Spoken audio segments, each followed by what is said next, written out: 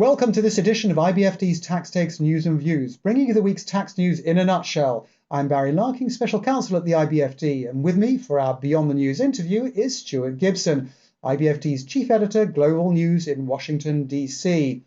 On today's show, Turkish President takes 7 years to limit interest deductions. French Supreme Court denies withholding tax exemption for royalties paid to British Musicians Organisation.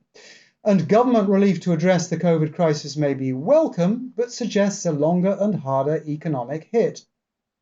These and more, including Stuart Gibson's Beyond the News interview with United States Congressman Don Beyer, coming up on IBFD's Tax Takes. First, we turn to the top news of the past week as reported in IBFD's Tax News Service.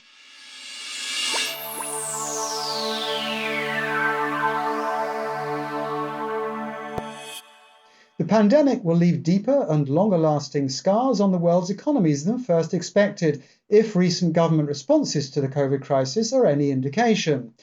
Germany is extending some of the reliefs granted last year under its economic stimulus package, including doubling the amount of permitted loss carrybacks. And Turkey has extended the implementation period for its R&D incentives for another 7 years. And the European Commission has further relaxed its state aid rules for countries that provide assistance to struggling businesses. Meanwhile, Rwanda is gearing up to attract foreign investment, introducing incentives for startups and philanthropic activities, reduced withholding tax rates, and a preferential 3% tax on IP royalties received from abroad. Trade and investment deals continue to flourish around the world, despite, or perhaps because of, the pandemic, not to mention Brexit. And the UK will now begin to implement its latest trade continuity agreement, this time with Singapore. Some American businesses will no doubt be pleased to hear that the Balkan state of Kosovo has now ratified the investment protection agreement with the US. And Malawi and Zambia have joined the 34 other countries that have so far ratified the African Continental Free Trade Area Agreement. And the OECD's inclusive framework has become even more inclusive, with Belarus and Samoa coming on board, bringing the total membership to 139. 3 countries have made headlines this week for their actions to address tax avoidance. Turkish President Erdogan has added a new restriction on interest deductibility 7 years after being given the power to do so. From now on, if a company's debt exceeds its equity financing, it will be able to deduct only 10% of the interest on the excess debt. Chile has clarified its new rules that require non-residents to report the disposal of shares in foreign companies where those companies hold underlying assets in Chile. But although its domestic law may allow Chile to tax those shareholders' capital gains, its treaties do not always reflect that domestic law. And France's Supreme Administrative Court has denied a withholding tax exemption for royalties paid to a UK company representing artists in the music industry. The UK company claimed that it was exempt from withholding because it was the beneficial owner of the royalties, but the French court disagreed in part because the company paid most of its royalty income to the artists whom it represented. There is, however, a silver lining to this ruling. The French tax administration had in fact already granted the treaty exemption where the royalties were paid on to UK members, so the ruling only impacts the non-UK members of the UK company. And on the tax evasion side, Singapore is tightening up its VAT rules to combat so-called missing trader fraud by introducing the knowledge principle. Under this principle, taxpayers will not be entitled to claim input tax for goods and services they purchase if they knew or should have known this to be part of a missing trader fraud arrangement. The Singapore Tax Administration has recently clarified how these rules will operate. In so doing, Singapore is catching up with other countries, as well as the European Union, that already apply this principle. And now, moving on to other news. The European Commission has launched a public consultation on reforming the VAT rules for the financial services sector. The Commission considers the current exemption for financial services to be outdated, particularly given the rise of digitalization and fintech. Be prepared for legislative amendments. While most countries are postponing deadlines due to the COVID crisis, Ukraine seems to have taken a different approach, announcing that it will not be suspending the deadlines for submitting transfer pricing documentation when that's been requested by the tax authorities. And finally, among the various COVID-related reliefs that Greece has recently introduced, Greece has reduced the rate of VAT on zoo admission tickets. Good to hear that at least the animals are not locked down in Greece. Now we go beyond the news for Stuart Gibson's interview with United States Congressman Don Beyer. Stuart.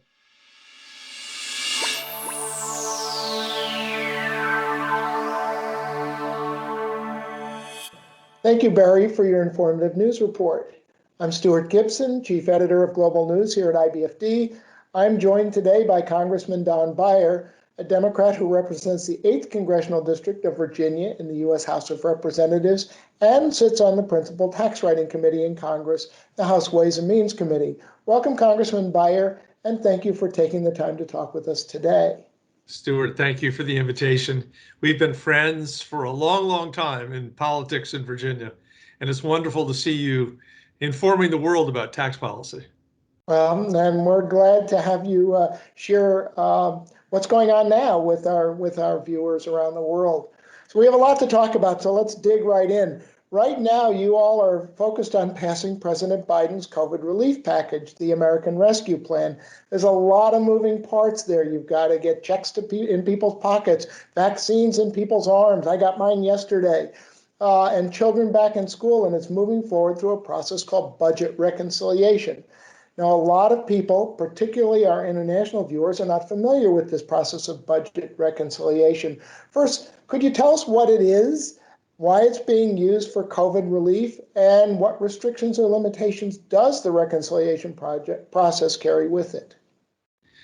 Well, Stuart, for those of you who aren't familiar with how the U.S. Senate works, just take the silliest rules and most absurd procedures of any legislature you've ever seen, multiply them by 4, and apply them to the U.S. Senate. We are, in our wonderful longest democracy in the world, are also the victims of processes that were set up by our great-great-great-grandparents for very different reasons. And so one of the weird things that's become important in recent years is the so-called filibuster. The Senate's 100 members, 2 from each state. It is very much not representative of the American people. The 50 Democratic senators represent 45 million more people than the 50 Republican senators. But this was one of the original compromises that allowed slavery to flourish in the United States in the 18th and 19th centuries. But we're stuck with it right now. And the so-called filibuster means that for any important vote, or really any vote, you have to get 60 out of the 100 senators. And as a consequence, it's very difficult to get things done. The U.S. House of Representatives, which is proportional, everyone's elected by the people, usually passes 400 to 500 bills a year, most of which die in the Senate because they can't get 60 votes. So maybe 20 years ago, they created a bypass process called the budget reconciliation, which allowed certain budget measures that affected revenues to be passed on a simple majority vote. We only needed 50 or 51 votes.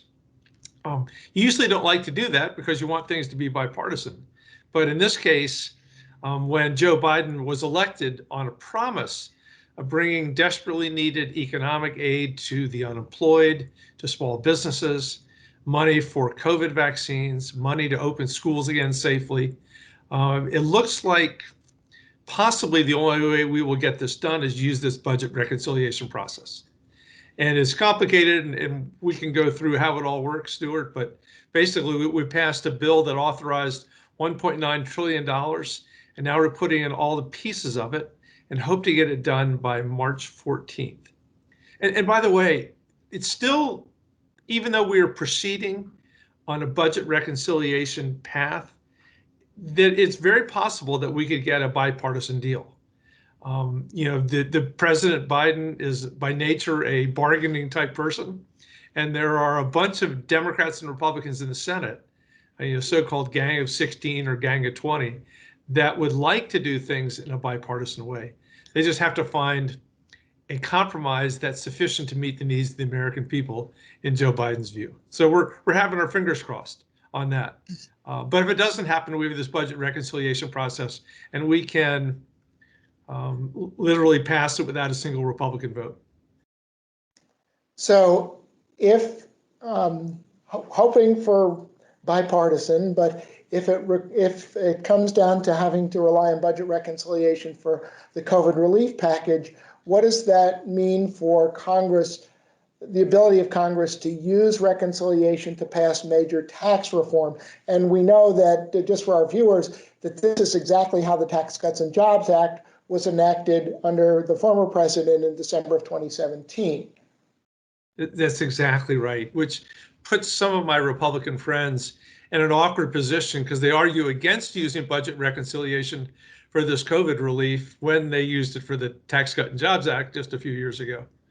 But yes, absolutely. You can't use it day in and day out because the process takes 5 weeks. I was in budget markups for 9 hours on Tuesday and Wednesday and 9 hours on Thursday last week, just on our one little piece for Ways and Means. But it is plausible, even probable, that the next time it would be used would be to affect tax laws in the US, especially because that would mirror some of the campaign promises that Joe Biden made when he was running against Donald Trump.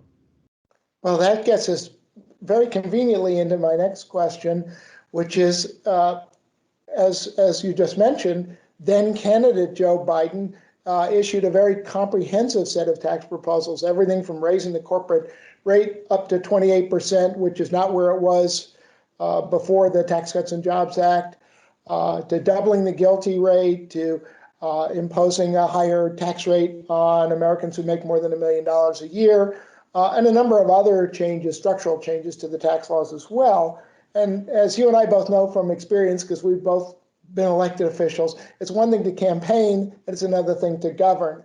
And of course, it would be up to Congress to write any changes into law. So your committee, the House Ways and Means Committee, is probably going to get first crack at any proposed tax legislation. What can you share with us about when we might expect to see legislation and what might be in it?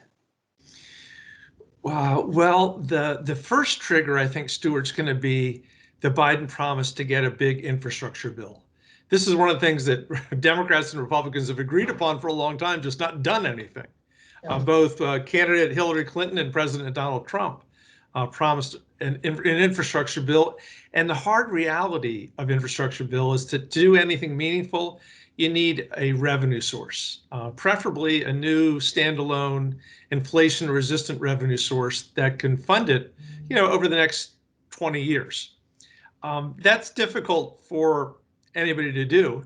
On Ways and Means this last session, we had strong bipartisan agreement that we needed to pass a $1 trillion plus infrastructure bill, but neither party wanted to be the one to say, here's the tax I'll raise. And we really feel that that's going to have to come from a president. I do think Joe Biden will be willing to do that. And I also think he wants an infrastructure bill north of $1.5 trillion, more like $2 trillion.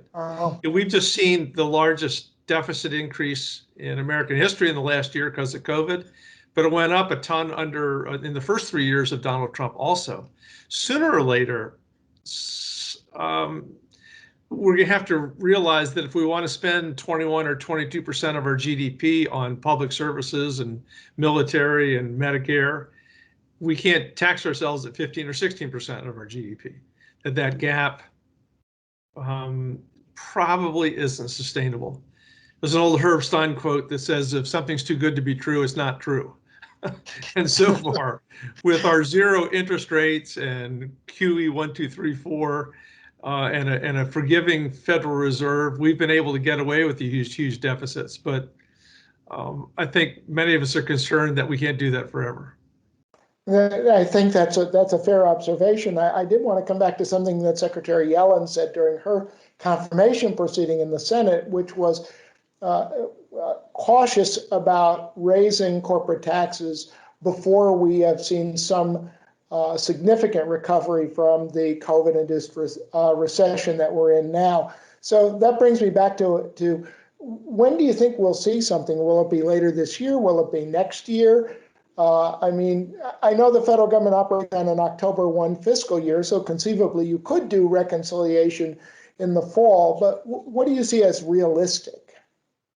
Well, I think Secretary Yellen put her finger on it. It's even though most Democrats think that President Trump didn't need to go all the way down to 22, 21%, that corporate America would have been happy at 28 or 27.